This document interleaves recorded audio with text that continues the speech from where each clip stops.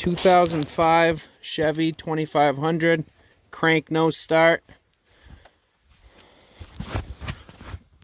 Bad engine ground.